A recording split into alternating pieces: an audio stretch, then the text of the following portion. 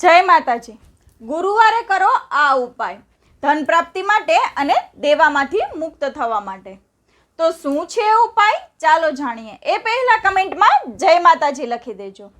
ગુરુવારના દિવસે દેવામાંથી મુક્ત થવા માટે અને ધન પ્રાપ્તિ માટે શ્રેષ્ઠ દિવસ માનવામાં આવે છે।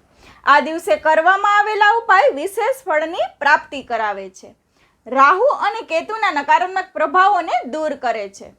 ગુરુવારે ભગવાન વિષ્ણુની પૂજા કરીને આ સરળ ઉપાયો કરીને જુઓ, તમારા કામકાજમાં આવતી રૂકાવટો પણ દૂર થશે, દેવામાંથી પણ મુક્તિ મળશે અને ઘરની અંદર સ્થિર લક્ષ્મીનો પણ વાસ થશે।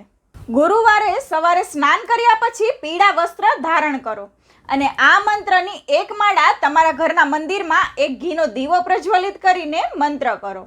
મંત્ર છે ઓમ નમો નારાયણાય અને રોજને માટે સવાર સાંજ તમારા ઘરના મંદિરમાં એક ઘીનો દીવો પ્રજ્વલિત કરો।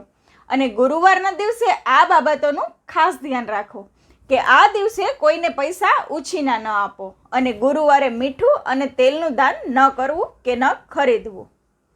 જય માતાજી।